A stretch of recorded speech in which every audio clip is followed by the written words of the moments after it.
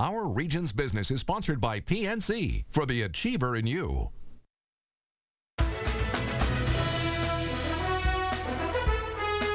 Idlewild Park didn't have to look far to find a design consultant for its new Daniel Tiger attraction. Turns out the largest game studio in Pennsylvania is located in nearby Pittsburgh, and it already had plenty of experience designing theme park attractions, among some other things. The company's called Schell Games. It was founded in 2002 by game designer Schell. It's grown into one of the largest independent game studios in the country. And Schell's back with us today. He's the CEO of Schell Games, and welcome. Good to have you. Good to be here. Yeah, thanks for climbing the mountain here to Idlewild Park to be part of this today. Oh, sure. Yeah, this had to be a different sort of a project to work on. How did it come about, the involvement of Schell Games and the Daniel Tiger attraction here? Well, we'd already been working with the Fred Rogers Company for a couple years now. We've been developing games for their Daniel Tiger's neighborhood show and putting them on the web, as well as, creating apps and that sort of thing. And so we already had a bit of a working relationship, as well as having some background in doing theme park design. I personally have experience that way, formerly being a Disney Imagineer, and then we've had some theme park projects at the park. So when the opportunity came to redo the Mr. Rogers ride into the Daniel Tiger ride, we were pretty excited about it. Yeah, there's a heavy burden that goes with this type of a project, because Fred Rogers himself had a hand in designing what was there before. So did you approach it with a little bit of respect and caution? I think, everything we've done with Daniel Tiger, the whole Daniel Tiger property, the whole Daniel Tiger show is very much trying to continue the amazing legacy of Mr. Rogers' Neighborhood. And it's been exciting. Working with the Fred Rogers Company, they treat it with that level of reverence and respect. And as we're bringing it into the new world of the digital, we've tried to work that same way and tried to be serious about social emotional learning that way. So to be able to carry the legacy of the ride forward, because one of the things that's amazing about rides is, you build them and they stay around, right? So you want to get it right, because if you get it wrong, you're looking at your mistake for 10 or 20 or 30 years sometimes. So we really wanted to get it right, and there was so much that was just wonderful and charming in the original ride. We wanted to keep as much as we could, but bring as much new to it as we could as well. Yeah, and you speak of the new to it. The way the characters are designed in the ride very much reflects what the kids see on television. You didn't go with three-dimensional kind of figures or mannequins or whatever to do this. Right. In the original Neighborhood of Make-Believe, everything was puppets. In Daniel Tiger's Neighborhood, they are two-dimensional animated characters. So we had to find a way to make that transition that would work. We couldn't do that with 3D puppets. It just wouldn't connect with the kids. So we came up with this new system that really captures the look and the motion of the characters, and very important, we wanted to make sure we captured the voices, and so the sound system was something very important.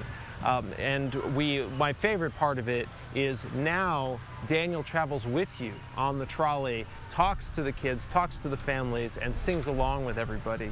And an improved sound system went a long way to really making that a reality. I hadn't thought about that until now you mentioned it, but you're right. It's been a number of years since I took the kids on the trolley ride. And are you pleased with the turn? Are you pleased with the reaction you see from the children, from the families? Oh, we've been really pleased.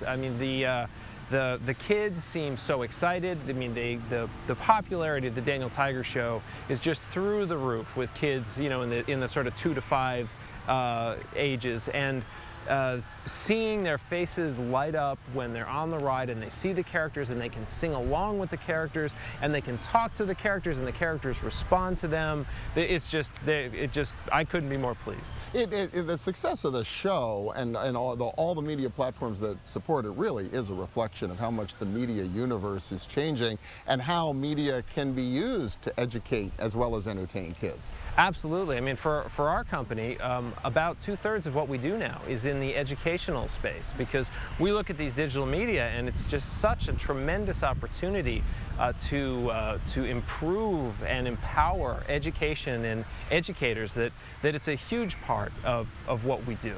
And you've got a new project coming out now. You just got a big grant for something called Happy Atoms. What is that all about? Right. So Happy Atoms is a fairly simple idea. Chemistry education it always drove me crazy the way they teach it. They teach it like it's algebra, And it's not algebra, it's Legos. They're just pieces that fit together in a certain way. And I always thought if someone could just build the Legos and give them to the children, everyone could understand chemistry. So Happy Atoms is this system of kind of rubber and magnet building pieces that lets children construct their own molecules.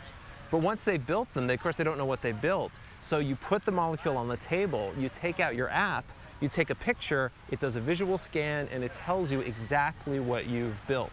So it's just one of these examples of being able to, just like Daniel Tiger's kind of crossing the boundary between physical and digital with the ride, we're crossing the boundary in the toy space as well. And what's sort of the development schedule for that? Is that something that will be on the market at some point? We haven't got it worked out. We're kind of hoping for end of 2016 that we'll be able to have that out, but it's a work in progress right now. That's really exciting. And Schell Games has grown pretty significantly. I think so we probably had you on the show 5 years or so ago. How many people do you have now? Yeah, we're up to about 100 right now. Yeah, so we've grown quite a bit over the years. We do 6 or 8 projects at a time, ranging everything from entertainment games in the for example, in the Steam downloadable service, and we're doing virtual reality games now, to the theme park projects, you know, like we're talking about here, and educational games. We've been doing one of our biggest projects, a game called Lexica, which is about getting junior high kids to become lifelong readers. We've been working with kind of our partner Amplify Learning on that one.